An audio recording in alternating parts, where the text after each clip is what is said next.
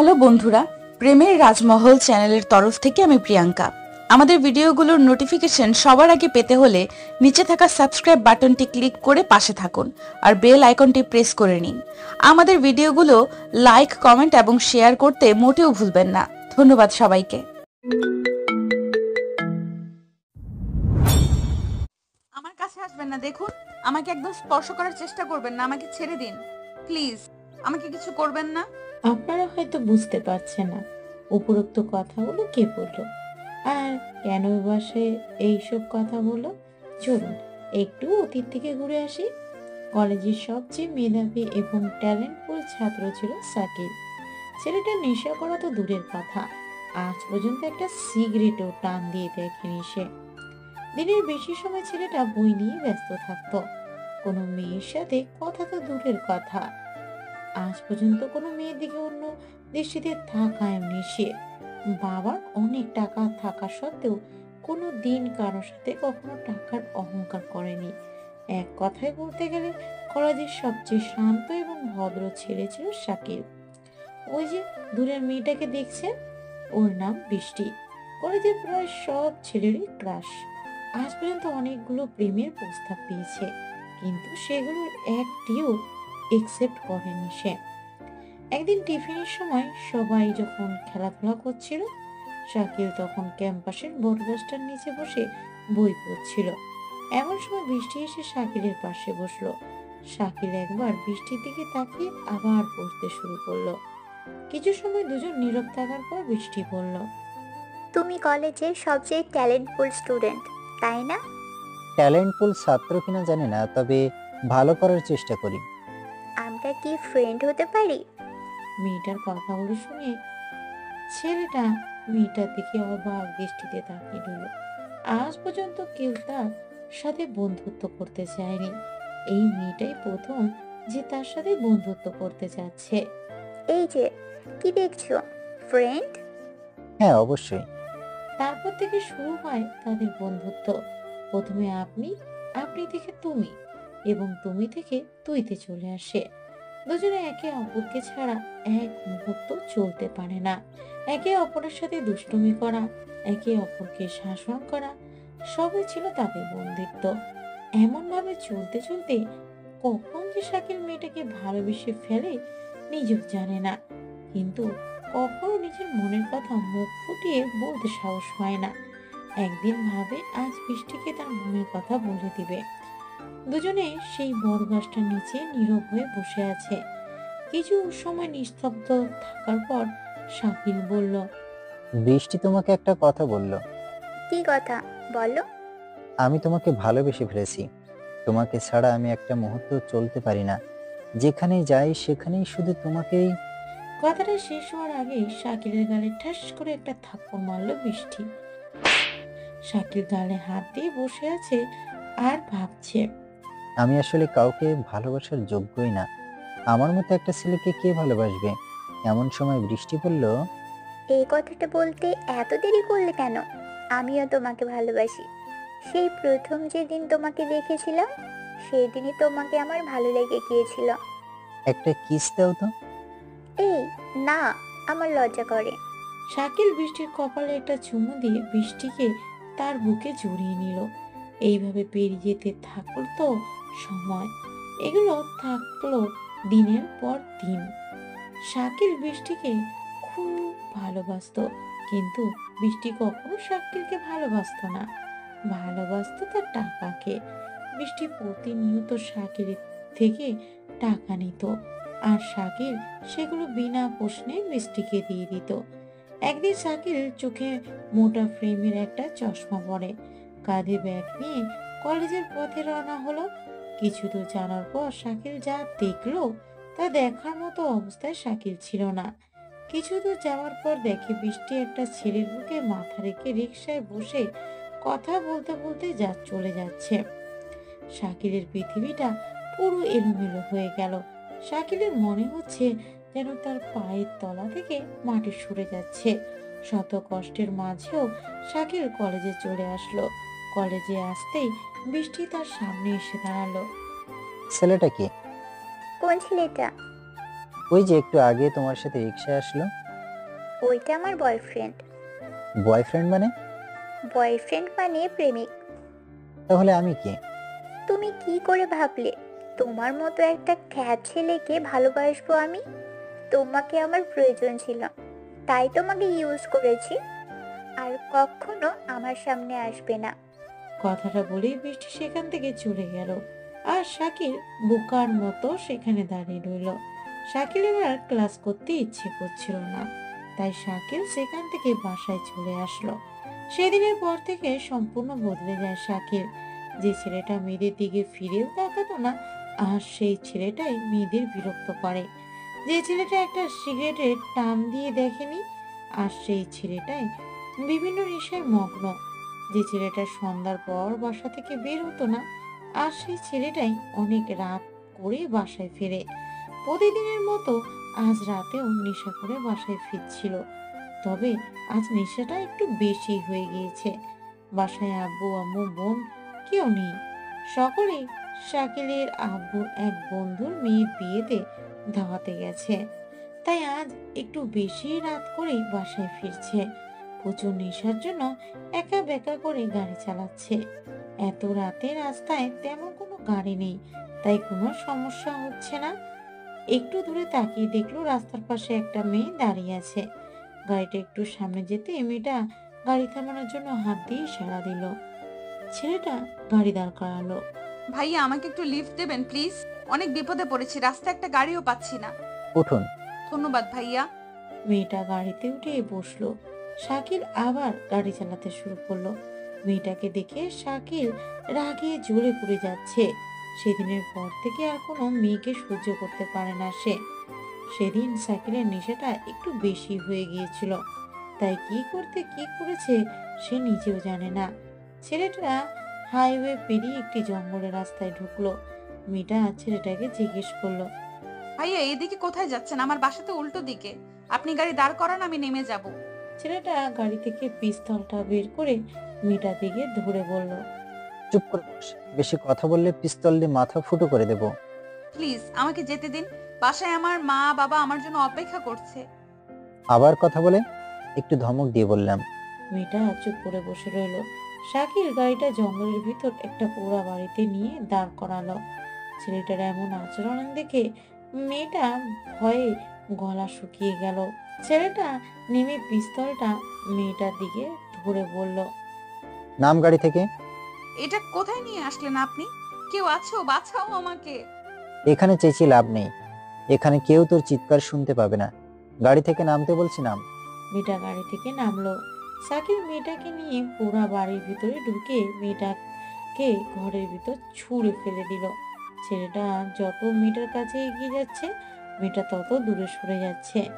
এক সময় মেয়েটাকে দেওয়ালের সাথে পিঠ ঠেকে গেল। মেয়েটা চিৎকার করে কাঁদছে, কিন্তু তার কান্না কেউ শুনতে পাচ্ছে না। আমার কাছে আসবেন না। আমি এখানে কেন? আমাকে ছেড়ে দিন প্লিজ, আমার সাথে আর কিচ্ছু করবেন না। আমাকে ছেড়ে দিন প্লিজ, আমাকে ছেড়ে দিন। ছেলেটা মেয়েটার একদম কাছে চলে আসলো। মেয়েটা জানে এখন আর তার বাঁচার কোনো পথ নেই। মেয়েটা দু চোখ বন্ধ করে নীরবে দু চোখের অশ্রু ফেলছে। ছেলেটা মেয়েটার সামনে এসে মেয়েটার না ছুঁড়ে মাটিতে ফেলে দিল। তারপর ছেলেটা মেয়েটাকে ধর্ষণ করলো। মেয়েটা চিৎকার করে কাঁদছে, কিন্তু তার আর্তনাদ শোনার মতো এখানে কেউ নেই, কারণ এই জঙ্গলের আশেপাশে কেউ থাকে না। এখানে শুধু থাকে বন্য পশু পাখি, যারা কখনো মানুষের ডাকে সাড়া দিতে পারে না। ছেলেটা ধর্ষণ করার পর মেয়েটার জামা কাপড় মেয়েটার দিকে ছুঁড়ে মারলো। মেয়েটা কাপড় জড়িয়ে আরো উচ্চ স্বরে কাঁদতে শুরু করলো। ছেলেটা করুণ স্বরে বলল, কাপড়টা পরে নে। দেখ, কান্নাকাটি আমার একদম ভালো লাগে না। চুপ করে কাপড়টা পরে নিয়ে আমার পিছন পিছন আয়। মেয়েটা কাপড় চোপড় পরে নিল। ছেলেটার সাথে পোড়া বাড়ি থেকে বেরিয়ে সে গাড়িতে গিয়ে বসলো।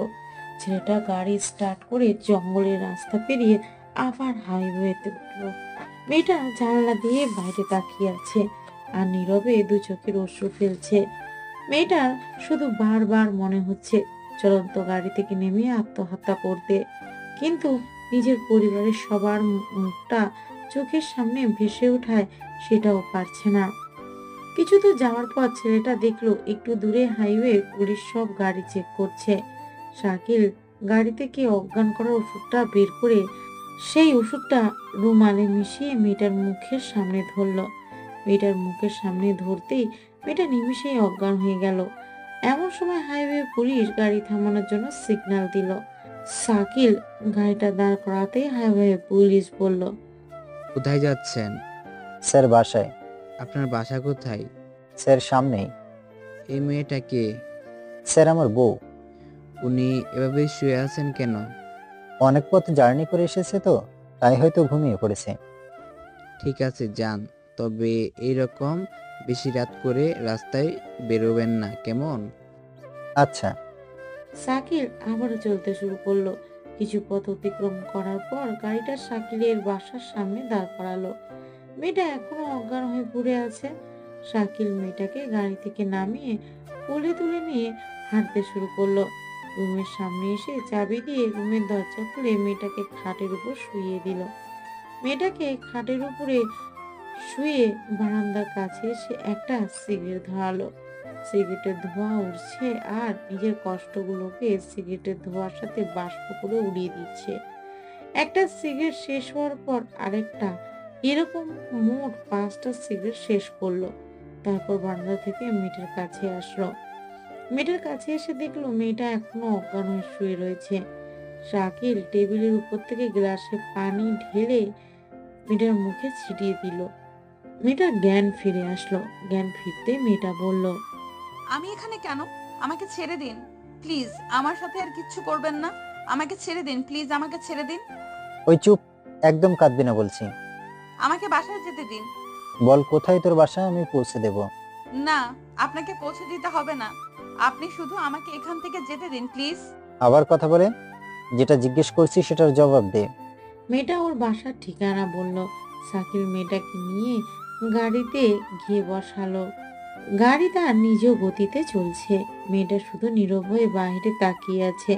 তার প্রচুর চিৎকার করে কাঁদতে ইচ্ছে করছে, কিন্তু পারছে না। দেখতে দেখতে মেয়েটার বাসা চলে আসলো। মেয়েটাকে তার বাসার সামনে নামিয়ে দিয়ে শাকিল বাসায় চলে আসলো। মেয়েটা বাসায় ঢুকতেই বাবা এসে তার সামনে দাঁড়ালো। এতক্ষণ কোথায় ছিলি? মেয়েটা চুপ করে আছে। কি হলো, কথা বলছিস না কেন? বাসায় আসতে এত রাত হলো কেন? আসলে আব্বু, নীলার পার্টিটা একটু বেশি সময় ধরে হয়েছে। এরপর থেকে আর কখনো রাতে কোথাও যাবি না, যা রুমে। মেয়েটা রুমে চলে গেল। রুমে গিয়ে দরজা আটকে দিয়ে চিৎকার করে কাঁদতে শুরু করলো। রুমটা সাউন্ড প্রুফ ছিল, তাই ভেতরের কান্না বাইরে যাচ্ছে না। এমন সময় কারো দরজায় আঘাত করার আওয়াজ শোনা গেল। দরজায় আঘাত করার শব্দ শুনে মেয়েটা চমকে উঠল। দ্বিতীয়বার দরজায় আঘাত করতেই মেয়েটা নিজের দু চোখের অশ্রু মুছে নিয়ে দরজাটা খুলে দিল। দরজাটা খুলতেই সামনে তাকিয়ে দেখে তার মা দাঁড়িয়ে আছে। মেয়েটা আবার তার মাকে জড়িয়ে ধরে চিৎকার করে কাঁদতে শুরু করলো। কি রে লামিয়া, কাঁদছিস কেন? কি হয়েছে বল আমাকে। আব্বু বকা দিয়েছে দেখে কাঁদছিস তাই না? কাঁদিস না, তোর আব্বু তোকে অনেক ভালোবাসে, তোর ভালোর জন্যই এই সব কথা বলেছে। আর শোন, এরপর থেকে আর এত রাত করবি না। ঘরের মেয়ে এত রাত করে বাইরে থাকলে লোকে কি বলবে। আর কাঁদিস না, তুই খুব ক্লান্ত, আমি চলে যাচ্ছি, তুই রুমের দরজা আটকে ঘুমিয়ে পড়, কেমন? কথাটা বলে লামিয়ার মা রুম থেকে বেরিয়ে গেল। লামিয়া রুমের দরজা আটকে শাওয়ার নিতে চলে গেল। শাওয়ার নিয়ে এসে বিছানায় শুয়ে পড়ল। চোখটা বন্ধ করতেই চোখের সামনে সেই ধর্ষণের দৃশ্যগুলো ভেসে উঠছে। কিছুতেই ঘুমাতে পারছে না লামিয়া। অন্যদিকে সাকির বাসার ছাদে এক কোণে বসে সিগারেটের ধোঁয়া বাষ্প করে উঠাচ্ছে আর ওই দূর আকাশে চাঁদটার দিকে তাকিয়ে আছে। ছেলেটা মনে মনে ভাবছে, আজ আমার নেশার জন্য একটা নিরীহ মেয়ের জীবন এইভাবে নষ্ট হয়ে গেল। অন্য একটা মেয়ের জন্য একটা নিষ্পাপ মেয়ের জীবন নষ্ট করা কি ঠিক হলো? একদম নয়। জানি না মেয়েটা আমাকে কখনো কোনো অবস্থায় ক্ষমা করবে কিনা, তবুও মেয়েটার জীবন এভাবে শেষ হতে দেব না। মেয়েটা ধর্ষিতা জেনে কোনো ছেলেই তাকে বিবাহ করতে রাজি হবে না। তার জীবনটা শেষ হয়ে যাবে, এটা আমি কিছুতেই হতে দেব না। আমি নিজে মেয়েটাকে বিয়ে করে নতুন করে ঘর বাঁধবো মেয়েটার সাথে। আমি সম্পূর্ণ ভালো হয়ে যাব, আর কখনো কোনো নেশা করব না। এসব কথা ভাবতে ভাবতে কখন যে ছাদের উপরেই ঘুমিয়ে পড়েছি বুঝতেই পারিনি। আজ কলেজে আসতে ইচ্ছা করছিল না, নিজের অনিচ্ছা সত্ত্বেও কলেজে চলে আসলাম। কলেজে এসে দেখলাম আমার বেস্ট ফ্রেন্ড রাফি এখনো কলেজে আসেনি। রাফি আমার বেস্ট ফ্রেন্ড, রাফির সব কথা আমার সাথে আর আমার সব কথাই রাফির সাথে শেয়ার করি। কলেজে এসে রাফিকে একটা ফোন করলাম। হ্যালো। কিরে, কই তুই? বাসায়। আজ কলেজে আসবি না? না রে দোস্ত। কলেজে আয় প্লিজ, তোর সাথে একটা জরুরি কথা আছে। কি কথা ফোনে বল। ফোনে বলা যাবে না, তুই আসলে বলবো। আচ্ছা তুই দাঁড়া, আমি আসতেছি। কলেজ ক্যাম্পাসে এসে কিছু সময় অপেক্ষা করার পর রাফি কলেজে চলে আসলো। রাফি কলেজে আসতেই আমি রাফিকে ডাক দিলাম, রাফি এদিকে আয়। কি যেন জরুরি কথা বলছিলি? বলছি, বস এখানে। রাফি আমার পাশে বসলো। দোস্ত, কাল রাতে অনেক বড় একটা অপরাধ করে ফেলেছি। কি অপরাধ? কাল রাতে আমি রাফিকে সব কথা খুলে বললাম। কথাগুলো শোনার পর রাফি সম্পূর্ণ নিস্তব্ধ হয়ে গেল। কিছু সময় দুজন নীরব থাকার পর রাফি বলল, সি, তুই আমার বন্ধু হয়ে এই সব করতে পারলি? সরি দোস্ত, কাল রাতে নেশাটা এত বেশি হয়ে গেছিল যে কি করে ফেলেছি বুঝতেই পারি না। মেয়েটাকে চিনিস তুই? না রে, শুধুমাত্র ওর বাসার ঠিকানা জানি। মেয়েটা ধর্ষিতা, জেনে ওকে তো আর কেউ বিয়ে করবে না। তোর জন্য একটা নিষ্পাপ মেয়ের জীবন শেষ হয়ে যাবে। না, এইটা আমি কিছুতেই হতে দেব না। আমি নিজে বিয়ে করব মেয়েটাকে। তাহলে তো অনেক ভালো হবে। আচ্ছা চল বাসায় যাই, আজ আর ক্লাস করব না। তারপর আমি আর রাফি কলেজ থেকে বেরিয়ে একটা রিক্সা নিয়ে রাফি আর রাফিদের বাসার সামনে নেমে গেল, আর আমি আমার বাসার সামনে চলে আসলাম। বাসায় এসে ফ্রেশ হয়ে আমার রুমে এসে বসে আছি। এমন সময় আম্মু আমার রুমে আসলো। আম্মু আমার রুমে এসে বলল, টেবিলে খাবার দিয়েছি, খেতে আয়। আম্মু শোনো। কি কিছু বলবি? হুম। কি বলবি বল। আম্মু, তোমরা না আমার বিয়ের কথা বলছিলে না? তো আমি বিয়ে করতে রাজি, তবে আমার একটা শর্ত আছে। কি শর্ত? আমার একটা মেয়েকে খুব পছন্দ হয়েছে, আমি তাকেই বিয়ে করতে চাই। তাই নাকি?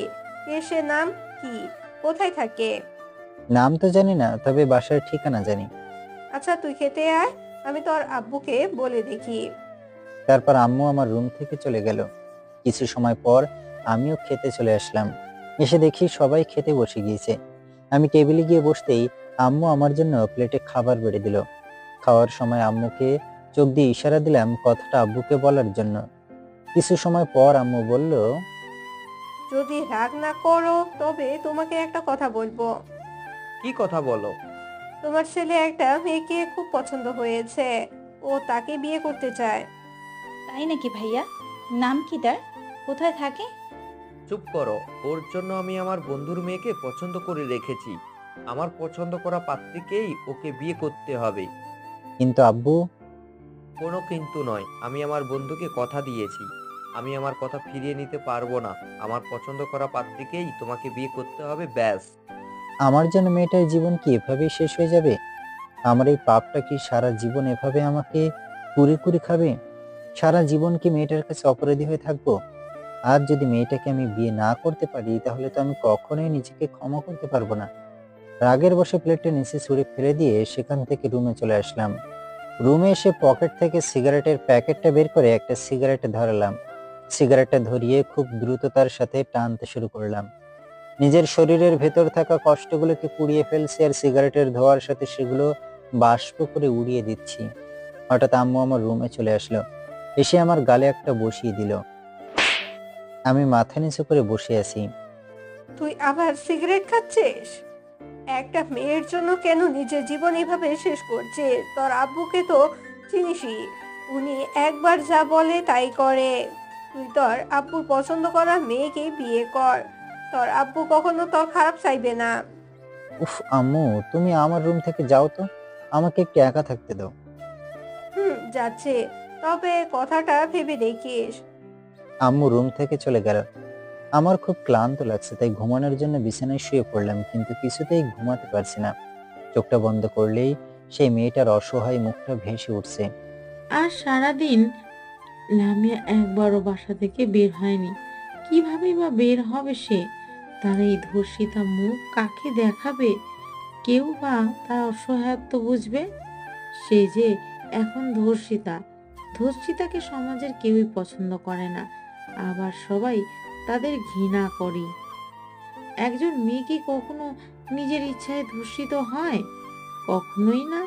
একজন নিরীহ মেয়েকে ধর্ষণটা কিন্তু আমরা সমাজের মানুষরাই করে থাকি, অথচ আমরাই তাদের খারাপ দৃষ্টিতে দেখি।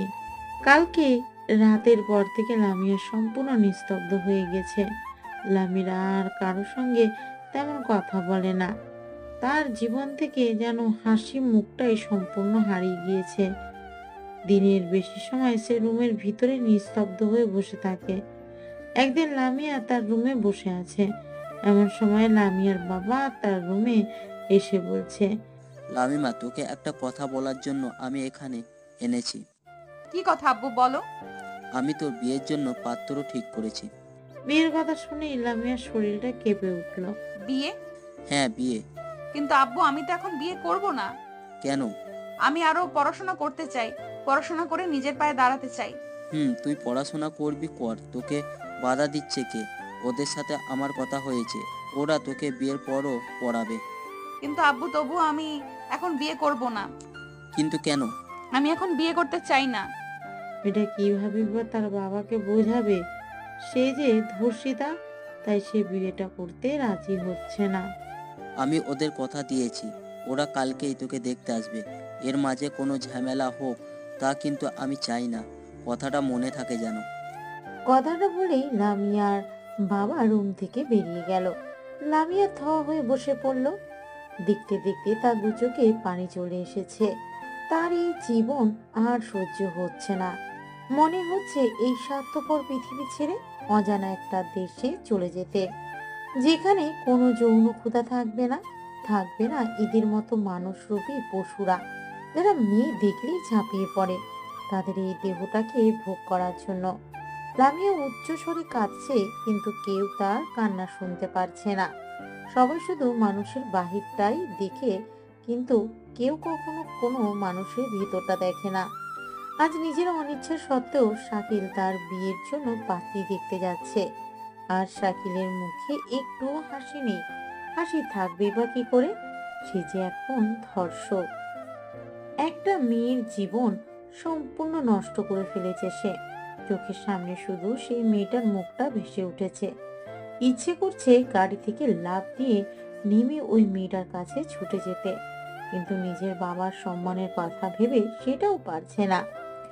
দেখতে দেখতে হঠাৎ করে গাড়িটা লামিয়াদের বাসার সামনে দাঁড় করালো। শাকিল তো পুরোই টাসকি খেয়ে গেল। আব্বু গাড়িটা এখানে দাঁড় করালো কেন? তবে কি লামিয়া আব্বুকে সব কথা বলে দিয়েছে? আল্লাহ বাঁচাও আমারে, জানি না এখন আমার কি হয়।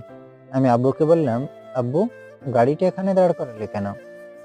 এটাই তো আমার বন্ধুর বাসা। লামিয়ার ছোট বোনের সাথে আমার বিয়ে নাকি? যদি তাই হয় তবে তো আমি পুরাই বাঁশ খেয়ে যাব। কি রে ভাইয়া, তুই কি গাড়ি থেকে নামবি না নাকি? নামছি তো। তারপর গাড়ি থেকে নেমে বাসার ভিতরে ঢুকলাম। আমাদের সকলকে একটা রুমে বসতে দিয়ে সকলকে খাওয়ার জন্য শরবত দেওয়া হলো। আমি শরবতটা মুখে দেব এমন সময় মাথায় ইয়া বড় একটা ঘোমটা দিয়ে বউকে নিয়ে আসা হলো। লামিয়া কই? লামিয়াকে তো দেখতেছি না। লামিয়ার কথা ভাবতেই মনটা খারাপ হয়ে গেল। জানি না মেয়েটা কখনো আমাকে ক্ষমা করবে কিনা। সকলের কথায় মেয়েটার মাথার ঘোমটাটা খুলে দেওয়া হলো। ঘোমটাটা খুলতেই আমি থ হয়ে গেলাম। মেয়েটাকে দেখেই তো বড় একটা ঝটকা খেলাম। আমার হাত থেকে শরবতের গ্লাসটা নিচে পড়ে গিয়ে ভেঙে চুরমার হয়ে গেল। আরে এইটা আমি কি দেখছি? এটা তো লামিয়া। তার মানে লামিয়ার সাথে আমার বিয়ের কথা চলছিল। যাক, একদিক থেকে ভালোই হবে, আমি নিজের পাপের প্রায়শ্চিত্তটা করার একটা সুযোগ পেয়ে গেলাম। লামিয়ার দিকে লক্ষ্য করলাম। আমাকে দেখেই লামিয়ার রাগে লাল হয়ে গেল। মনে হচ্ছে যেন আমাকে কাছে পেলে সম্পূর্ণ চিবিয়ে খেয়ে ফেলতো। আমি বললাম, আমরা কি একটু 5টা মিনিট আলাদা কথা বলতে পারি? পারবে না কেন? তোমরা দুজন দুজনকে ভালো করে চিনে নাও। আপনি একটু ছাদে আসবেন? আমি বাসার ছাদে চলে গেলাম। ছাদে কিছু সময় অপেক্ষার পর লামিয়া ছাদে চলে আসলো। দুজনেই নীরব হয়ে দাঁড়িয়ে আছি। কিছু সময় পর লামিয়া বলল, বলুন, কি জন্য এখানে ডেকেছেন? আপনি আমাকে ক্ষমা করে দিন প্লিজ। আমি আসলে ইচ্ছা করে কিছু করিনি। ক্ষমা তো তাকেই করা যায় যে না জেনে ভুল করে, কিন্তু আপনি, ছি। সেদিন নেশাটা এত বেশি হয়ে গেছিল যে কি করে ফেলেছি বুঝতেই পারিনি। আপনি একজন নারীর পবিত্র দেহটাকে অপবিত্র করেছেন। এই পাপের কখনো ক্ষমা হয় না। দেখুন, আমি তো আর অন্য কাউকে বিয়ে করছি না, আমি তো আপনাকেই বিয়ে করতেছি। হুম, আমার জীবনটা সম্পূর্ণ নষ্ট করে এখন এসেছেন করুণা করতে। না, বিশ্বাস করুন, আমি সম্পূর্ণ ভালো হয়ে যাব, আর কখনো কোনো নেশা করব না। আর তাছাড়া এখন তো আমি আপনার হবু বর।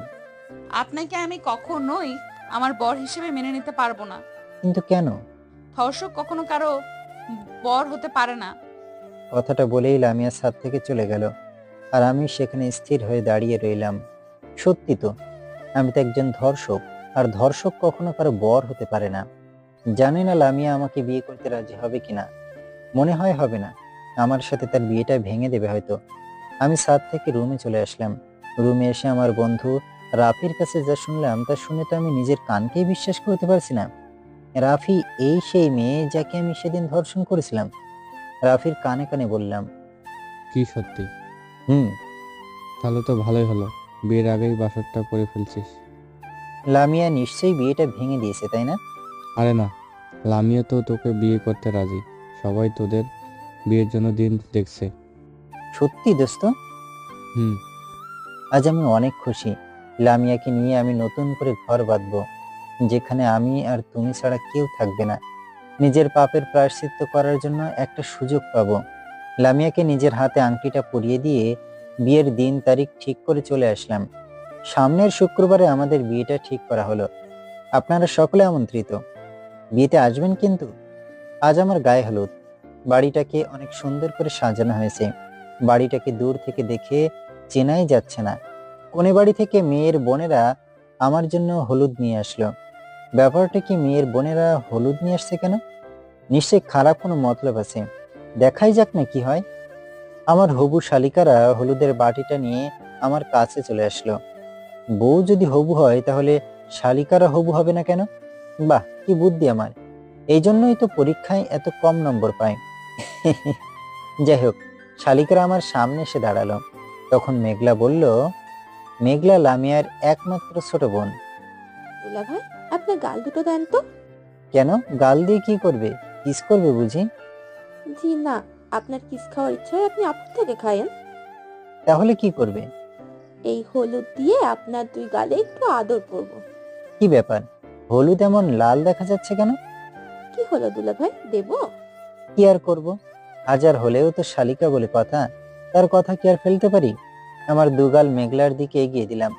নিজের ইচ্ছা মতো সবাই আমার গালে হলুদ মেখে দিয়ে হাসতে হাসতে চলে গেল। ওরা যাওয়ার কিছু সময় পরই আমার গাল দিয়ে আগুন বেরোতে শুরু করলো। দুগাল ঝালে জ্বলে পড়ে যাচ্ছে। তার মানে হলুদের সাথে মরিচের গুঁড়া মেশানো ছিল। খাইছে আমারে, বলেই দিলাম একটা দৌড়। এক দৌড়ে সোজা বাড়ির পাশের পুকুরটাতে নেমে পড়লাম। সেখানে অনেক সময় থাকার পর বাসায় এসে গোসল করলাম।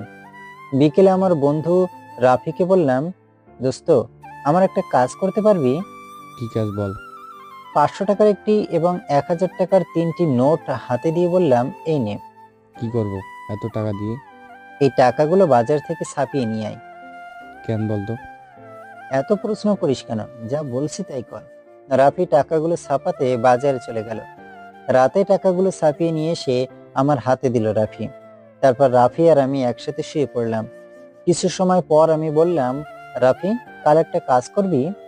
তোর কোন কাজটা আমি করিনি বলতো? কালকে ওরা যখন টাকা নেওয়ার জন্য গেটে আটকাইবে তখন এই ছাপানো টাকাগুলো ওদের দিয়ে চলে আসবি। কি বলছিস ভাই? ওরা জানতে পারলে আমাকে হেব্বি মাইর দেবে। তোকে যা বলছি তাই করবি। আরে তো ভয় পাচ্ছিস কেন, আমি তো আছি। সেটাই তো বড় ভয়। কি বললি তুই? কই কিছু না তো, আমি আমার কি বললাম। আচ্ছা, এখন ঘুমা, কাল তাড়াতাড়ি উঠতে হবে।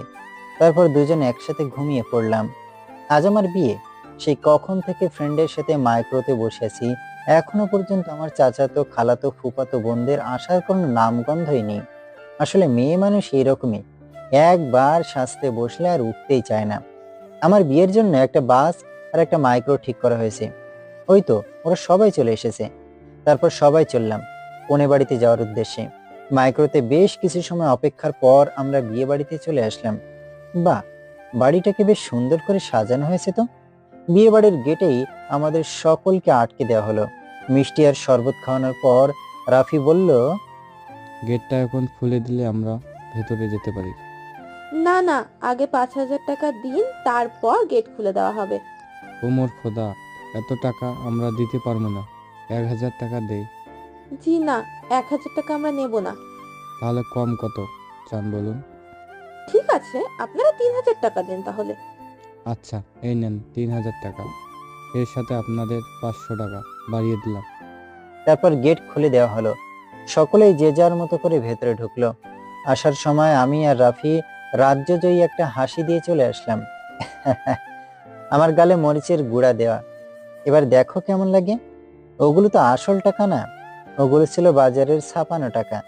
রাতের বেলা দেখে বুঝতে পারিনি, কি ঘোলটাই না খাওয়ালো আমাদের। যাই হোক, আমাকে নিয়ে বরের আসনে বসানো হলো। সবাই আমার সাথে যে যার মতো সেলফি তুলছে।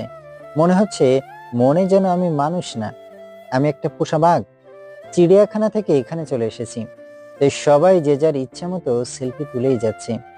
এদিকে রাফি একা একা একটি টেবিলে বসে আছে আর বারবার শুধু মেঘলাকে বোকা বানানোর কথা ভাবছে আর মনে মনে হাসছে। এমন সময় মেঘলা রাগী লোক নিয়ে রাফির সামনে এসে দাঁড়ালো। মেঘলাকে দেখেই রাফি ভয়ে দাঁড়িয়ে পড়ল। এটা কি? কেন টাকা? এইটা টাকা? এই, আমারে বোকা বানানো? দাঁড়ান, দেখাইতাছি মজা। রাফির আর ভয় পায় কে? কথাটা শেষ হওয়ার আগেই দিছে একটা দৌড়। মেঘলাও রাফির পিছন পিছন দৌড় দিল। রাফি দৌড়ে সিঁড়ি বেয়ে ছাদে উঠে পড়ল। মেঘলাও তার পিছন পিছন আসছে। হঠাৎ মেঘলা পা স্লিপ কেটে রাফির উপর পড়ে গেল। রাফি নিচে আর মেঘলা উপরে, দুজন দুজনের দিকে অপলক দৃষ্টিতে তাকিয়ে আছে।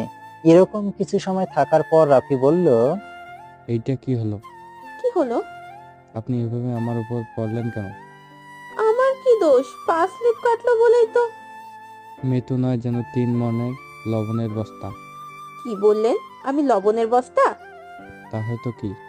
তবে রে। বলে মেঘলা রাফিকে মারতে শুরু করলো। রাফি মেঘলার হাতটা টান দিল। হাতটা টান দিতেই মেঘলার ঠোঁট এসে রাফির ঠোঁটের উপর পড়লো। দুজনেই নীরব হয়ে আছে। কিছু সময় পর মেঘলা রাফির উপর থেকে উঠে মিষ্টি মিষ্টি হাসতে হাসতে চলে গেল। রাফি মেঘলা থেকে অপলক দৃষ্টিতে তাকিয়ে আছে আর ওর চলে যাওয়া দেখছে। মেঘলা চলে যাওয়ার পর রাফি তার পকেটে হাত দিয়ে হা হয়ে গেল। রাফি পকেটে হাত দিয়ে দেখলো ওর মানিব্যাগ নেই। ওর আর বুঝতে বাকি রইল না এই কাজটা কে করেছে। তাই তো বলি, মেয়েটা যাওয়ার সময় এমন মিষ্টি হাসি দিয়ে চলে গেল কেন? ওই শালা শালিকের জন্য আমার মানিব্যাগ থাকা 5,000 টাকা হারিয়ে গেল। আল্লাহ, তুমি আমার উপরে উঠিয়ে নাও। এদিকে আমি একা একা বরের আসনে বসে আছি আর ওই দূরে আমার হবু বউয়ের দিকে তাকিয়ে আছি। এমন সময় রাফি এসে আমার সামনে বসলো। কিরে রাফি, এতক্ষণ কোথায় ছিলি? ভাই, তুই তো আমারে পুরো বাস খাওয়াইয়া দিছস। কেন রে, আমি আবার কি করলাম? কি করিস নি তাই বল। তোর ওই নকল টাকার জন্য মেঘলা আমার পকেট মেরেছে। কিভাবে? রাফি আমাকে সব ঘটনা খুলে বলল। তাই নাকি? 3,000 টাকার জন্য আমার মানিব্যাগে থাকা 5,000 টাকা মেরে দিয়েছে। ভালো তো। তারা তোর হাসা বের করছি, তোর ফোনটা দে তো। কেন রে, ফোন দিয়ে কি করবি? মেঘলার থেকে টাকা ফেরত চাইবে নাকি? তোকে দিতে বলছে, দে। আমি আমার ফোনটা বের করে রাফির হাতে দিলাম। কিছুক্ষণ চাপার পর রাফি ফোনটা আমার হাতে দিয়ে চলে গেল। আহ, মেঘলার কি বুদ্ধি! শেষ পর্যন্ত এভাবে নিজের টাকা আদায় করে নিল। যাক, একদিক থেকে ভালোই হয়েছে, আমার টাকাটা তো বেঁচে গিয়েছে। যা গিয়েছে সব রাফির গিয়েছে। কিছু সময় পর আমার ফোনে বিকাশ থেকে একটা মেসেজ আসলো, ইউর অ্যাকাউন্ট হ্যাজ বিন 15,000 টাকা। হাই হাই, আমার বিকাশের মাত্র 15,000 টাকা আছে কেন? কালকেই তো দেখলাম 20,000 টাকা। তার মানে রাফি আমার থেকে 5,000 টাকা ওর বিকাশে মেরে দিয়েছে। রাফি আমার বিকাশের পাসওয়ার্ড পূর্বে থেকেই জানতো, তাই ওরা টাকা ওয়েট করতে কোনো সমস্যা হয়নি। তাই তো বলি, রাফি আমার ফোন নিয়ে এতক্ষণ চাপতেছিল কেন? এবার আমি কি করি? সব টাকা শেষ পর্যন্ত আমার থেকেই চলে গেল। আল্লাহ রে আল্লাহ, আমারে মাইরা হালা। আমার 5,000 টাকাই জলে চলে গেল। তারপর আমাদের বিয়েটা সম্পূর্ণ হয়ে গেল। আমরা বউ নিয়ে বাসায় চলে আসলাম। বাসায় এসে বউকে বাসর ঘরে রেখে সেই বন্ধুদের সাথে বসে আড্ডা দিতেছি। বন্ধুদের সাথে আড্ডা দিতে দিতে অনেকটা সময় পেরিয়ে গেল। এদিকে আমার বন্ধুরা আমাকে ছাড়ছেই না। বাসর ঘরে কখন থেকে বউ আনার জন্য অপেক্ষা করছে, আর এরা তো বুঝতেই চাচ্ছে না। আমি আমার বন্ধুদের বললাম, দোস্ত তোরা থাক, আমাকে এখন রুমে যেতে হবে। কেন রে, এত তাড়া কেন? বাসর ঘরে তোদের ভাবি আমার জন্য অপেক্ষা করছে। ভাবির কাছ থেকে আর দূরে থাকতে মন চাইছে না। আচ্ছা যা, তবে বাসর ঘরে বিড়ালটা ঠিক মতো মারিস। তারপর আমি আমার বন্ধুদের কাছ থেকে আমার রুমে চলে আসলাম। রুমের দরজার সামনে দাঁড়াতেই চোখ পড়লো আমার চাচাতো মামাতো খালাতো বোনদের উপর। দেখি ওরা লামিয়ার সাথে বসে আড্ডা দিচ্ছে। আমি রুমের ভেতরে ঢুকতেই ওরা সকলেই রুম থেকে বেরিয়ে আসলো। বেরিয়ে আসার সময় আমার মামাতো বোন মায়া বলল, তোর সাথে এখানে আমি থাকতাম, কিন্তু কিছু স্বপ্নই হয়ে থেকে যায়, তা কখনো বাস্তবে রূপ নিতে পারে না। ভালো থাকিস তোরা, নামিয়ারে কখনো কষ্ট দিস না। কথাটা বলেই মায়া রুম থেকে বেরিয়ে গেল। তখন আমার খালাতো বোন তানজিলা বলল, বিড়ালটা একটু জোরেই মারিস কিন্তু। বলেই সবাই হাসতে হাসতে বেরিয়ে গেল। আমি রুমের দরজা আটকে দিয়ে লামিয়ার সামনে গিয়ে দাঁড়ালাম। লামিয়ার সামনে গিয়ে দাঁড়িয়ে ওর ওই গোলাপি ঠোঁট দুইটার দিকে তাকালাম। ওর ঠোঁট দুইটার দিকে তাকিয়ে নিজেকে আর সামলে রাখতে পারলাম না। আমি লামিয়ার দিকে হাত বাড়াতে লামিয়া বলল, আমাকে একদম স্পর্শ করার চেষ্টা করবেন না। কিন্তু কেন? আমি তো এখন তোমার স্বামী। ধর্ষক কখনো কারো স্বামী হতে পারে না। তাহলে আমাকে বিয়ে করেছো কেন? আপনার পাপের শাস্তি দেওয়ার জন্য আপনি কখনো আমার থেকে স্ত্রীর অধিকার পাবেন না। লামিয়া তো সত্যি কথাই বলেছে। আমি তো একজন ধর্ষক, আর ধর্ষকের কখনো কারো স্বামী হওয়ার কোনো অধিকার নেই। ধর্ষকরা হলো সমাজের সবচেয়ে নিকৃষ্ট ব্যক্তি, যাদের সমাজের কেউই পছন্দ করে না। আমি মাথা নিচু করে ঘুমানোর জন্য বিছানার দিকে পা বাড়ালাম। তখন লামিয়া বলল, আমি আপনার সাথে এক বিছানায় ঘুমাতে পারবো না। তাহলে এখন কি করব? আপনি নিচে ঘুমাবেন নাকি আমি নিচে ঘুমাবো? আপনাকে নিচে ঘুমাতে হবে না, আমি নিচে ঘুমাইতেছি। কথাটা বলেই আমি একটা চাদর আর একটা বালিশ নিয়ে নিচে বিছানা করে শুয়ে পড়লাম। একেতে শীতের রাত, তার উপর নিচে শুয়ে আছি। বুঝতেই তো পারছেন এখন আমি কি অবস্থায় আছি। এরকম করে থাকতে থাকতে কখন যে ঘুমিয়ে পড়েছি বুঝতেই পারিনি। সকালে ঘুম থেকে উঠে দেখি আমার উপর একটা কাঁথা আর একটা কম্বল জড়ানো। কি ব্যাপার, এই কাঁথার কম্বল কোথা থেকে আসলো? এমন সময় লামিয়া আমার রুমে আসলো। রাতে শীতে আপনি শিউরে উঠেছিলেন, তাই এগুলো আমি আপনার জন্য দিয়েছি। লামিয়াকে দেখতে এখন অনেক সুন্দর লাগছে। ওরে এলোমেলো চুলগুলোতে হাত বুলিয়ে দিতে খুব ইচ্ছে করছে, কিন্তু কি বা করবো, ইচ্ছে থাকলেও উপায় নেই। আমি অপলক দৃষ্টিতে লামিয়ার দিকে তাকিয়েছি। তখন লামিয়া বলল, এমন করে কি দেখছেন? তাড়াতাড়ি উঠে ফ্রেশ হয়ে খেতে আসেন। তুমি যাও, আমি আসতেছি। লামিয়া রুম থেকে বেরিয়ে যাচ্ছে। হঠাৎ করে লামিয়া পা স্লিপ কেটে মাটিতে পড়ে গেল। আমি লামিয়ার সামনে গিয়ে ওকে ওঠানোর জন্য আমার হাত বাড়িয়ে দিলাম। আমাকে আপনি স্পর্শ করবেন না, আমি একাই উঠতে পারবো। দেখো, সবসময় এমন জেদ করা ভালো না। কোনটা ভালো আর কোনটা খারাপ তা আমার একজন ধর্ষকের কাছ থেকে শিখতে হবে না। লামিয়ার কথাটা শুনে বুকের ভেতরটা কেঁপে উঠল।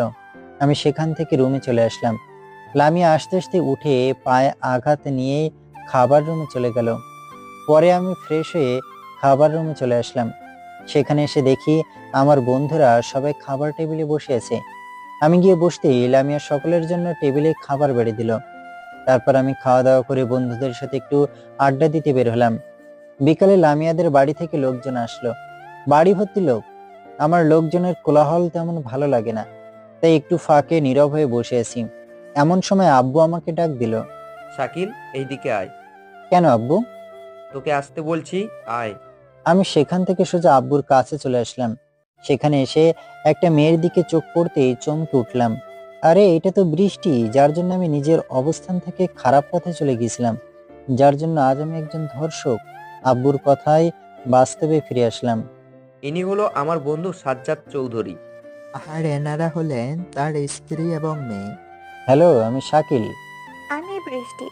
বাবা, আমরা একটু ফাঁকে গিয়ে কথা বলি। আচ্ছা যাও। আমি বৃষ্টিকে নিয়ে আমার রুমে চলে আসলাম। সেখানে দুজন নীরব হয়ে বসে আছি। কিছু সময় পর বৃষ্টি নীরবতা ভেঙে বলল, কেমন আছো? অনেক ভালো। কিন্তু আমি তো ভালো নেই। ভালো নেই কেন? ভালো থাকার জন্যই তো আমাকে ছেড়ে চলে গিয়েছো। তোমার সাথে বেইমানি করেছি বলেই হয়তো আমার সাথে এমনটা হয়েছে। কেন, কি হয়েছে? সিয়াম আমাকে ভালোবাসতো না, ও শুধু ভালোবাসতো আমার শরীরকে। ওর সাথে তোমার আর কোনো কথা হয় না? না, তুমি চলে যাওয়ার কিছুদিন পরেই ও আমাকে ছেড়ে চলে গিয়েছে। তোমার ফোন নাম্বারটাও দাও তো। কেন, আমার ফোন নাম্বার দিয়ে তুমি কি করবে? জীবন সঙ্গিনী হয়ে তো সাথে থাকতে পারলাম না, তাই ফ্রেন্ড হয়ে না হয় সারা জীবন তোমার পাশে থাকবো। আচ্ছা নাও, 01724904640। ধন্যবাদ। তুমি কথাটা শেষ না হতেই দরজার সামনে তাকাতেই আমার চোখ আটকে পড়লো। দরজার সামনে তাকিয়ে দেখি লামিয়া আমার দিকে রাগী লোক নিয়ে তাকিয়েছে। আমি উঠে দাঁড়াতেই লামিয়া দরজার সামনে থেকে চলে গেল। আমি লামিয়ার পিছন পিছন হাঁটতে শুরু করলাম। লামিয়া দাঁড়াও, যেও না, আমার কথাটা শোনো। লামিয়া হেঁটেই চলেছে। লামিয়া দাঁড়াও প্লিজ। তবুও লামিয়া থামছে না। দেখতে দেখতে লামিয়া ছাদে চলে আসলো। আমি দৌড়ে পিছন থেকে লামিয়ার হাতটা টেনে ধরলাম। হাতটা ধরতেই লামিয়া দাঁড়িয়ে পড়লো। লামিয়ার চোখের দিকে তাকাতেই দেখলাম ওর দু চোখ দিয়ে অশ্রু ঝরে পড়ছে। আমার হাত ছাড়েন। তুমি আমার কথাটা শোনো। আমি কোনো কথা শুনতে চাই না, আপনি আমার হাত ছাড়েন বলছি। না, ছাড়বো না, আগে তোমাকে আমার কথাগুলো শুনতে হবে। আমি আপনার কোনো কথাই শুনতে চাই না। না, তোমাকে শুনতেই হবে আমার কথা। এই মেয়েটা কে জানো? এই সেই মেয়ে যার জন্য আজ আমি একজন ধর্ষক। মানে? আমি লামিয়াকে সব কথা খুলে বললাম। কথাগুলো শুনে লামিয়া একদম নিস্তব্ধ হয়ে গেল।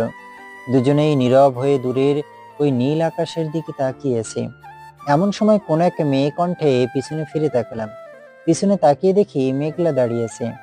এই যে দুলা ভাই, এখানে দুজনে এইভাবে দাঁড়িয়ে আছেন কেন? না, এমনিতেই। সকলে আপনাদের জন্য অপেক্ষা করছে আর আপনারা এখানে দাঁড়িয়ে আছেন? তুমি যাও, আমরা আসতেছি। মেঘলা ছাদ থেকে নিচে নেমে গেল। লামিয়া এখনো ওই নীল আকাশটার দিকে তাকিয়েছে আর নীরব হয়ে কি যেন ভেবেই চলেছে। লামিয়ার নীরবতা ভেঙে আমি বললাম, চলো এবার আমাদের রুমে যেতে হবে। চলেন। তারপর আমি আর লামিয়া ছাদ থেকে নেমে রুমে চলে আসলাম। বিকেলে আমাদের লামিয়াদের বাসায় নিয়ে আসা হলো। এইটা বিয়ে বাড়ির একটা নিয়ম। বিয়ের পরের দিন মেয়ে বাড়ি থেকে লোকজন এসে স্বামী স্ত্রী এবং ছেলের বন্ধুদের মেয়ের বাড়িতে নিয়ে আসা। আমাদের সময়ও তার কোনো ব্যতিক্রম হয়নি। আমি এবং আমার কিছু বন্ধু সহকারে আমাদের লামিয়াদের বাড়িতে নিয়ে আসা হয়েছে রাতে খাওয়া দাওয়া করার জন্য। খাবার টেবিলে চলে আসলাম। আমি গিয়ে বসার কিছু সময় পর আমার সব বন্ধুরা সেখানে বসলো। মেঘলা আমাদের সবার জন্য টেবিলে শরবত বেড়ে দিল। কি ব্যাপার, এখন শরবত দিচ্ছ কেন? আর ওদের সবার শরবতের চেয়ে আমার শরবত এত লাল বা হয়েছে কেন? ডাল মে কুছ কালা হ্যায়। আমি বললাম, কি ব্যাপার, এখন শরবত দিচ্ছ কেন? এইটা আমাদের বাড়ির নিয়ম দুলা ভাই, খাবার পূর্বে শরবত খেতে হয়। আচ্ছা, আমার শরবত এমন লাল হয়ে আছে কেন? আপনি তো আমাদের বাড়ির জামাই, তাই আপনার শরবতে সব একটু বেশি বেশি দেওয়া হয়েছে। তুমি তো আমার একমাত্র শালিকা, তাই আমি যেটা খাবো তোমাকে সাথে নিয়েই খাবো। তুমি প্রথমে খাও, তারপর আমি খাইতেছি। না দুলা ভাই, ওইটা তো আমার খাওয়া যাবে না। কেন? ডাক্তারের নিষেধ আছে, আমার কোনো শরবত খাওয়া যাবে না, আপনি খান। মেঘলা এত করে বলছে, খা না ভাই। এই শরবতের ভেতর কোনো না কোনো সমস্যা তো নিশ্চয়ই আছে, তাই তো মেঘলা নিজে খেতে চাইছে না। রাফি, তোর মেঘলার পক্ষ নেওয়া বের করছি, দাঁড়া। পরীক্ষাটা আমি তোকে দিয়েই করব। রাফি, বল। আজ পর্যন্ত কি আমি কোনো কিছু তোকে ছাড়া খেয়েছি? না রে ভাই, তোরটা আমি খেয়েছি আর আমারটা তুই। তাহলে এখনো তার ব্যতিক্রম হবে কেন? না দুলা ভাই, এটা শুধুমাত্র আপনার জন্য, আর তাছাড়া ওনার জন্য তো শরবত আছেই, উনি ওইটা খাবেন। না, এই শরবতটা আমরা দুজনেই ভাগাভাগি করে খাবো। তুই যখন এত করে বলছিস, দেখাই। রাফির শরবতের গ্লাসটা আমার হাতে আর আমার শরবতের গ্লাসটা রাফির হাতে দিলাম। গ্লাসটা রাফির হাতে দিতেই মেঘলার মুখটা চুপসে গেল। আমি একটু একটু করে শরবত খাচ্ছি, রাফির দিকে তাকিয়েছি। আল্লাহ জানে রাফির আজকে কি অবস্থা হবে। রাফি এক নিঃশ্বাসে সব শরবত খেয়ে ফেললো। তার কিছু সময় পরই রাফির মুখ দিয়ে আগুন বেরোতে শুরু করলো। রাফির এমন অবস্থা দেখে আমার মুখ থেকে শরবত পড়ে আমার জামাতে লাগলো। আমি আগেই বুঝতে পেরেছিলাম শরবতের ভেতর কোনো না কোনো সমস্যা তো নিশ্চয়ই আছে। আসলে শরবতের সাথে শুকনা মরিচের গুঁড়া মেশানো ছিল, তাই তো রাফির মুখ এখন আগুনের মতো দাও দাও করে জ্বলছে। যাক, একদিক থেকে ভালোই হয়েছে, আমি তো বেঁচে গিয়েছি। এদিকে রাফি ওয়াশরুমের দিকে দিছে একটা দৌড়। রাফি এক দৌড়ে সোজা ওয়াশরুমে চলে গেল। আমার সব বন্ধুরা রাফির অবস্থা দেখে হাসতে শুরু করলো। এমন সময় লামিয়া খাবার রুমে আসলো। লামিয়াকে দেখেই মেঘলা খাবার রুম থেকে দৌড়ে পালিয়ে গেল। কিছু সময় পর রাফি ওয়াশরুম থেকে বেরিয়ে আসলো। লামিয়া আমাদের সবার জন্য টেবিলে খাবার বেড়ে দিল। সবাই খাওয়া দাওয়া করে রুমে চলে গেল। আমিও আমার রুমে চলে আসলাম। রুমে এসে দেখি মেঘলা আমাদের বিছানাটা গুছিয়ে দিচ্ছে। আমি রুমের ভেতরে ঢুকতে মেঘলা বলল, দুলা ভাই, আপনার ড্রেসটা চেঞ্জ করে এই ড্রেসটা পরে নিন, ওইটা তো শরবত পরে নষ্ট হয়ে গিয়েছে। তুমি যাও, আমি পড়তেছি। আচ্ছা। মেঘলা শোনো। কি কিছু বলবেন? এই নাও 1000 টাকা। এই টাকা আমাকে দিচ্ছেন কেন? আমার বন্ধুদের বিছানায় চুলকানির ওষুধ মিশিয়ে দেবে। এইটা কি বলছেন দুলা ভাই? যা বলছি তাই করো, টাকা লাগলে আরো দেব। না দুলা ভাই, আর লাগবে না, এতেই হয়ে যাবে। মেঘলা হাসতে হাসতে আমার রুম থেকে বেরিয়ে গেল। আহা কি মজা, এবার ওরা বুঝবে চুলকানির কি সাজা। মেঘলা যাওয়ার পর আমি ড্রেসটা চেঞ্জ করে নিলাম। ড্রেস চেঞ্জ করার কিছু সময় পরই শরীরের ভিতর চুলকানি অনুভব করলাম। তার মানে মেঘলা আমার জামার ভিতর চুলকানি ওষুধ মিশিয়ে দিয়েছে। ওহো ওহ, কি চুলকানি! চুলকানির জন্য শরীর একদম জ্বলে পুড়ে যাচ্ছে। আল্লাহ বাঁচাও আমারে। আমি সোজা ওয়াশরুমে চলে গেলাম। ওয়াশরুমে গিয়ে শাওয়ার নিলাম। শাওয়ার নিয়ে রুমে আসতে আমার সব বন্ধুরা শরীর চুলকাইতে চুলকাইতে আমার রুমে আসলো। আমি ওদের অবস্থা দেখে মিষ্টি মিষ্টি হাসতেছি। বাহ, মেঘলা তো অনেক ভালো কাজ করেছে, আমার একটা টাকাও বৃথা যায়নি। এবার ওরা বুঝবে চুলকানি কি জিনিস। ওদের সবার কি অবস্থাটাই না করেছে মেঘলা। আমি বললাম, কিরে তোরা এমন করেছিস কেন? ভাই, তোর শালিকা তো আমাদের পুরাই 12টা বাজিয়ে দিয়েছে। কেন রে, কি করেছে ও? কি করিনি তাই বল। তোর শালিকা আমাদের বিছানায় চুলকানির ঔষধ মিশিয়ে দিয়েছে। ওহো, কি চুলকানি রে বাবা। তাই নাকি? হুম। কথাটা শেষ হতেই লামিয়া রুমে আসলো। লামিয়াকে দেখে সবাই রুম থেকে বেরিয়ে চলে গেল। লামিয়া আসতেই আমি নিচে বিছানা করার জন্য পাথা আর বালিশ হাতে নিলাম। এমন সময় লামিয়া বলল, দাঁড়ান, কি করছেন? নিচে ঘুমানোর জন্য বিছানা করছি। আপনার নিচে বিছানা করা লাগবে না। তাহলে আমি ঘুমাবো কোথায়? আপনি বিছানায় আমার সাথে ঘুমাবেন। কথাটা শুনেই বুকের বাম পাশটা কেমন যেন করে উঠল। যে মেয়েটা আমার সাথে ঘুমাতে চায়নি বলে আমাকে নিচে থাকতে হয়েছে, আজ সেই মেয়েটাই আমাকে তার সাথে ঘুমাতে বলছে। মেয়েদের মন বোঝা নয় রে নয় সোজা। আমি অবাক দৃষ্টিতে লামিয়ার দিকে তাকিয়েছি। এই যে এভাবে কি দেখছেন? না কিছু না। এই শীতের রাতে আপনাকে আর কষ্ট করে নিচে ঘুমাতে হবে না। আপনি এখন থেকে আমার সাথেই ঘুমাবেন। লামিয়ার কথাগুলো শুনে আমার দু চোখে অশ্রু চলে আসলো। তবে এইটা কষ্টের অশ্রু না, এইটা হলো আনন্দের অশ্রু। আমি বিছানায় এসে শুয়ে পড়লাম। তার কিছু সময় পরে লামিয়া এসে আমার পাশে শুয়ে পড়লো। মানুষ বড়ই অদ্ভুত, কখন যে কে কার আপন হয় আর কখন যে কে কার পর হয়ে ওঠে তা বোঝা বড় কঠিন। দেখতে দেখতে লামিয়া ঘুমিয়ে পড়লো। আমি অপলক দৃষ্টিতে তাকিয়েছি লামিয়ার দিকে। ঘুমের ঘরে লামিয়ার ওই মায়াবী মুখটা দেখতে অনেক সুন্দর লাগছে। লামিয়ার মুখের দিকে তাকিয়ে থাকতে থাকতে কখন যে ঘুমিয়ে পড়েছি বুঝতেই পারিনি। সকালে সূর্যের রশ্মি চোখে পড়ায় ঘুমটা ভেঙে গেল। ঘুমটা ভাঙতেই আমার পাশে তাকিয়ে দেখি লামিয়া আমার পাশে নেই। এদিক ওদিক তাকিয়ে দেখি লামিয়া রুমের ভেতরও নেই। কি ব্যাপার, লামিয়া এত সকালে কোথায় গেল? মন মারা হয়ে দরজার সামনে তাকাতেই আমার মুখে হাসি ফুটে উঠল। দরজার সামনে তাকিয়ে দেখি লামিয়া গোসল করে আসছে। চুলগুলো এলোমেলো, ঠোঁটে হালকা লিপস্টিক দেওয়া, সব মিলিয়ে লামিয়াকে দেখতে এখন অনেক সুন্দর লাগছে। লামিয়ার ঠোঁটের ওই লিপস্টিক দেখে আমার লিপস্টিকের স্বাদ নিতে ইচ্ছে করলো। দেখতে দেখতে লামিয়া আমার কাছে চলে আসলো। আমি লামিয়ার দিকে এক দৃষ্টিতে তাকিয়েছি। লামিয়া আমার সামনে এসে বলল, ওই এমন করে কি দেখছো? তোমাকে। আমাকে আবার দেখার কি আছে? দেখছি তোমার ওই লিপস্টিক মাখা ঠোঁট দুটোকে। এখন তোমার ঠোঁটের লিপস্টিকের স্বাদ নিতে খুব ইচ্ছে করছে। না, এখন তুমি এই সব কোনো কিছুই করবে না। জাস্ট একবার প্লিজ। না দেখো, একদম সামনে আসবে না বলছি। সামনে আসতে আসতে আমি একদম লামিয়ার কাছে চলে আসলাম। লামিয়া এক পা দুপা পিছাতে পিছাতে একদম দেয়ালের সাথে আটকে গেল। আমি লামিয়ার কাছে আসতে লামিয়া ওর দু চোখ বন্ধ করে ফেললো। আমি আমার ঠোঁটটা লামিয়ার ঠোঁটের সামনে নিয়ে আসলাম। লামিয়ার দু ঠোঁট কাঁপছে। আমি আমার ঠোঁটটা লামিয়ার ঠোঁটের সামনে নিতেই কারো ডাকে চমকে উঠলাম। তাকিয়ে দেখি মেঘলা দাঁড়িয়ে আছে। এই যে দুলা ভাই, খাবার খেতে আসেন, আম্মু আপনাকে খেতে ডাকছে। তুমি যাও, আমি আসতেছি। তাড়াতাড়ি আসেন, শুধু কিস খেলেই তো আর পেট ভরবে না। কথাটা বলেই মেঘলা মিষ্টি মিষ্টি হাসতে হাসতে রুম থেকে বেরিয়ে গেল। মেঘলা বেরিয়ে যেতেই আমি আবার লামিয়ার দিকে আসলাম। এমন সময় লামিয়া আমাকে ধাক্কা দিয়ে বিছানায় ফেলে দিয়ে হাসতে হাসতে রুম থেকে বেরিয়ে চলে গেল।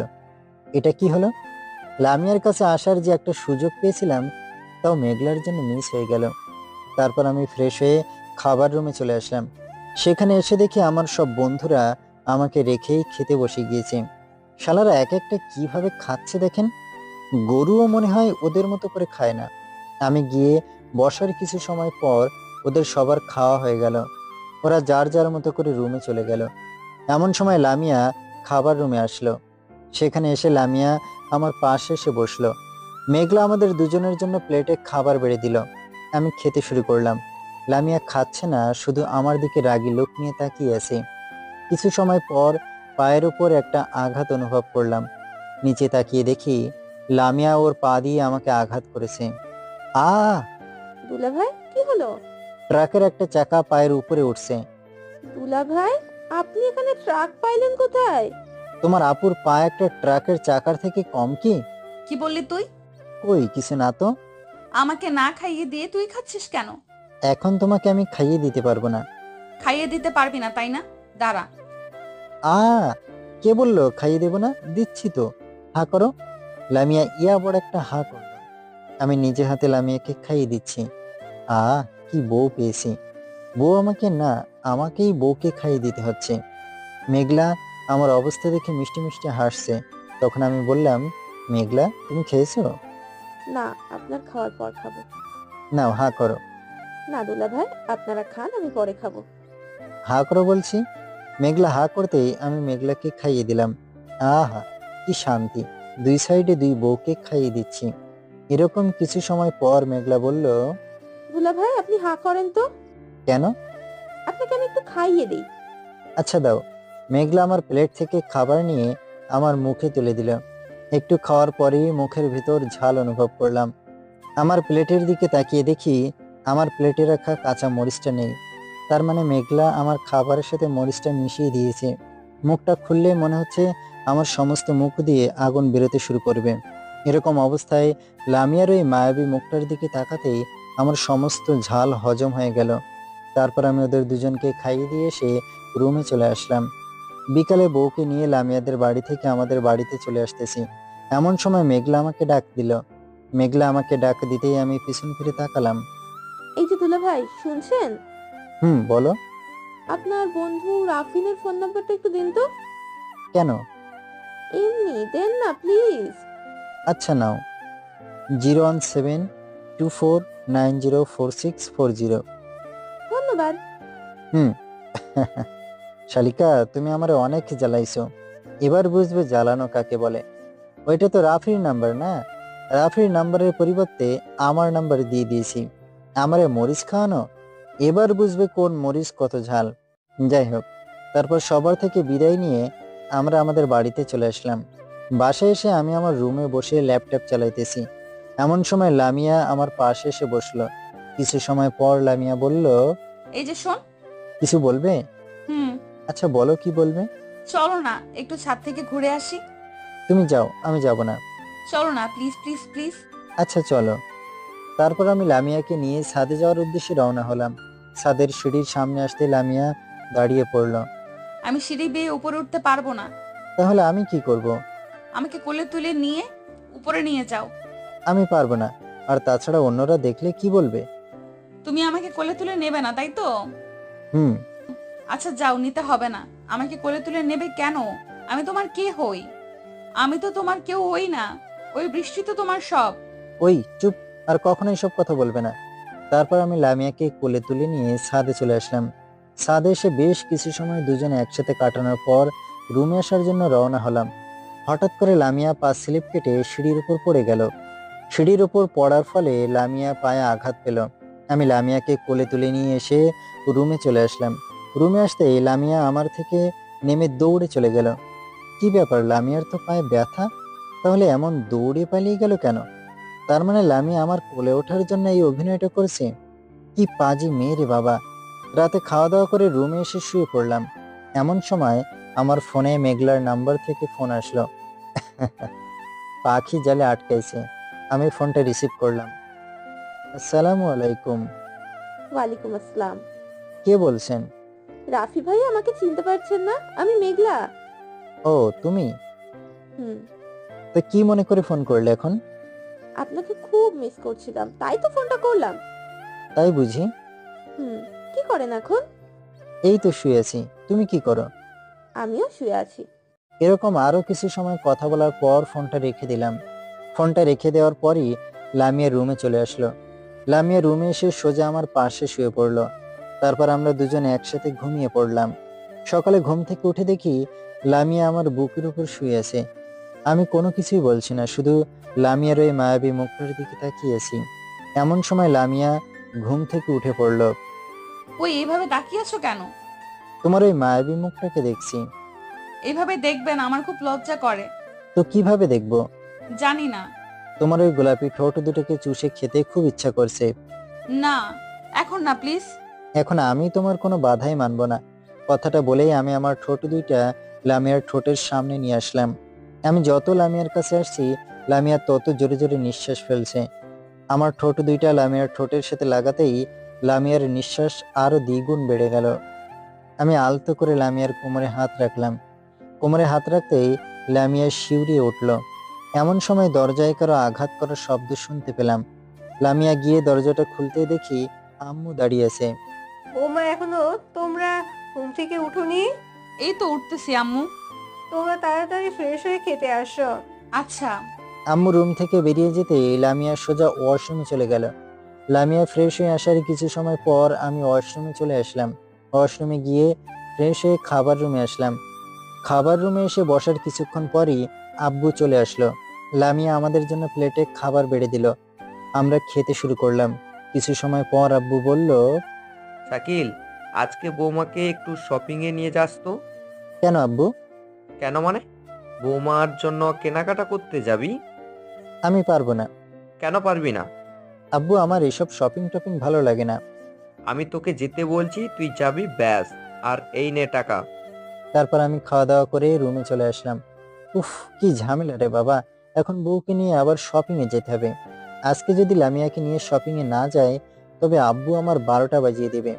এক প্রকার জোর করেই বিকালে বাইকটা বের করে লামিয়াকে নিয়ে শপিং এর উদ্দেশ্যে রওনা হলাম। কিছু পথ চলার পর একটা দোকানের সামনে বাইকটা দাঁড় করালাম। বাইকটা রাস্তার পাশে রেখে এসে দোকান থেকে একটা সিগারেট কিনে লামিয়ার সামনে আসলাম। লামিয়ার সামনে এসে দেখি লামিয়া আমার দিকে রাগী লোক নিয়ে তাকিয়েছে।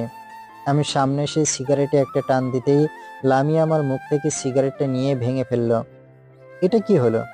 কি হলো? তুমি আমার সিগারেটটা এভাবে ভেঙে ফেললে কেন? তোমার সাহস তো কম নয়, তুমি সিগারেট খাচ্ছ, তাও আবার আমার সামনে। তাই বলে সিগারেটটা ভেঙে ফেলবে? তো কি করব? তুমি আর কখনো সিগারেট খাবে না। খেলে কি করবে?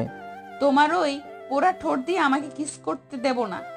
কথাটা বলেই লামিয়া মন খারাপ করে অন্যদিকে ঘুরে রইল। আমি পিছন থেকে লামিয়াকে জড়িয়ে ধরে বললাম, ঠিক আছে সোনা, আর কখনো সিগারেট খাবো না। মনে থাকে জানো? হুম। কি করছো? ছাড়ো, সবাই দেখছে তো। এমন সময় সামনে তাকিয়ে দেখি স্কুলের ছোট ছোট বাচ্চারা আমাদের দুজনকে এমন অবস্থায় দেখে হাসছে। আমি লজ্জায় লামিয়াকে ছেড়ে দিলাম। তারপর বাইকটা স্টার্ট করে দুজন মার্কেটে চলে আসলাম। লামিয়া নিজের ইচ্ছা মতো করে কেনাকাটা করছে। আমি মার্কেটের অন্য দিকটায় একটু ঘুরে দেখতে আসলাম। অন্য দিকটা এসে একটা মেয়ের দিকে চোখ পড়তেই অবাক হয়ে গেলাম। একটু দূরে তাকিয়ে দেখি বৃষ্টি দাঁড়িয়ে আছে। আমাকে দেখে বৃষ্টি আমার সামনে আসলো। তুমি এখানে?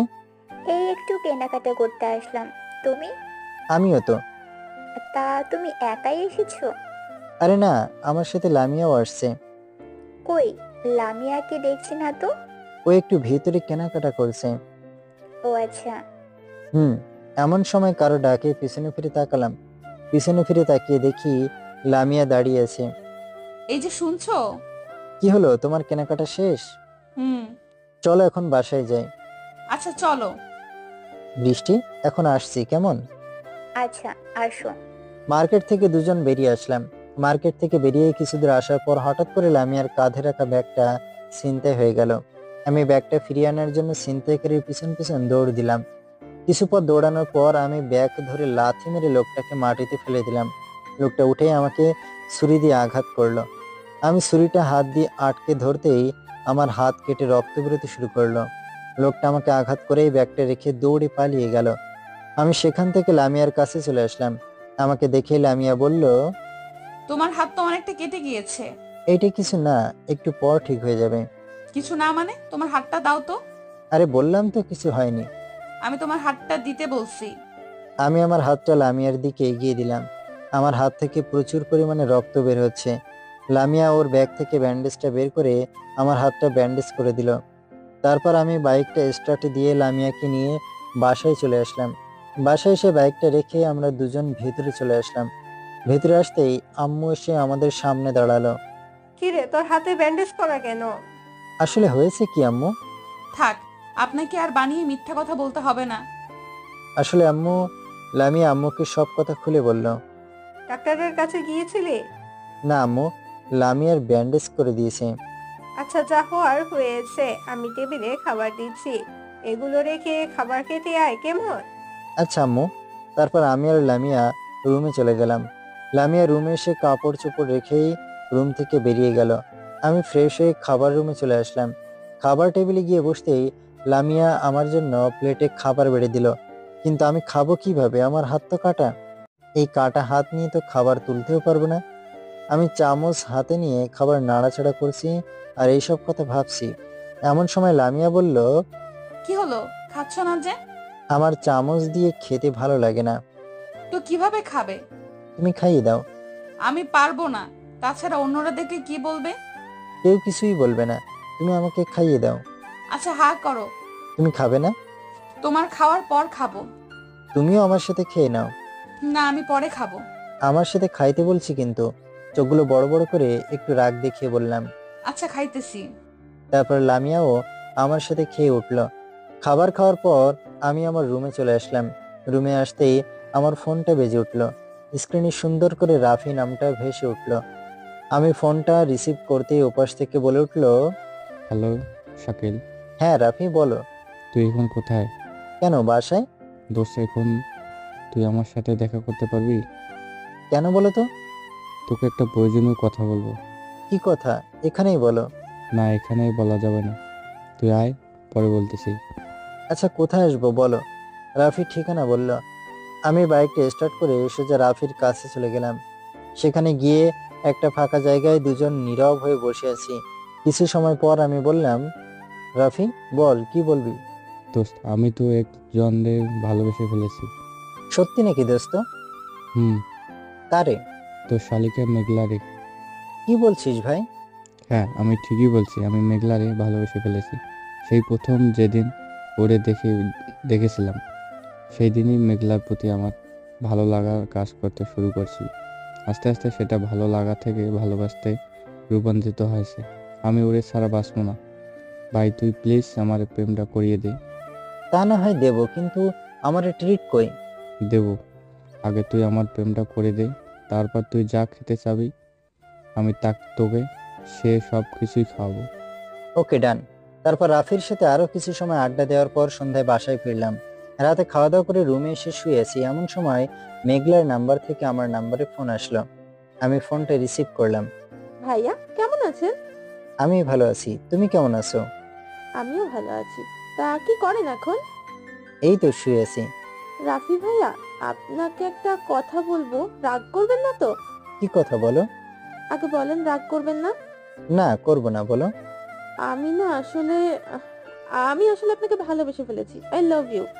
হোয়াট? কি বলছো এসব? হ্যাঁ ভাইয়া, আমি ঠিকই বলছি। সেই প্রথম যেদিন আমি আপনাকে দেখেছি, সেই দিনই আমি আপনার প্রেমে পড়ে গিয়েছি। কিন্তু আমি তো তোমাকে ভালোবাসি না। আমার দোষটা কি জানতে পারি? তোমার কোনো দোষই নেই। আমি আসলে অন্য একটা মেয়েকে ভালোবাসি। কাকে? নাম কি তার? নাম তো বলা যাবে না। কালকে আমি পার্কে ওকে নিয়ে উত্তরের একটা বেঞ্চে বসে থাকবো, তখন তুমি এসে দেখে নিও, কেমন? ঠিক আছে, আমিও দেখতে চাই সে আমার থেকে কতটা সুন্দরী।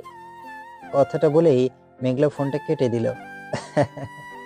আমার জামাতে চুলকানির ওষুধ মিশিয়ে দেওয়া, এবার বোঝো কেমন লাগে। মেঘলা, তুমি শের হলে আমি শোয়া শের।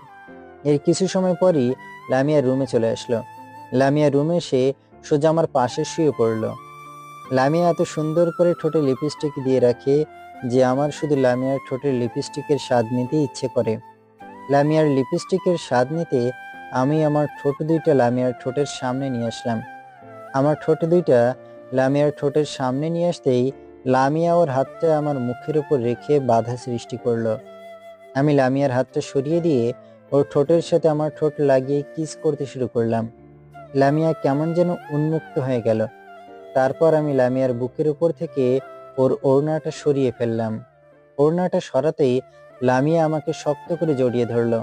আমিও লামিয়াকে আমার বুকের মাঝে জড়িয়ে নিলাম। তারপর কি হলো তা আপনাদের না জানলেও চলবে। সকালে কারো চুলের পানি চোখে পড়ায় ঘুমটা ভেঙে গেল। চোখটা খুলে সামনে তাকিয়ে দেখি লামিয়া এইমাত্র গোসল করে এসেছে। লামিয়াকে দেখতে এখন অনেক মায়াবী লাগছে। আমার সামনে দাঁড়িয়ে ওর ওই ভেজা চুলগুলোর পানি আমার চোখের উপর দিচ্ছে আর মিষ্টি মিষ্টি হাসছে। আমি বললাম, ওই এটা কি করছো?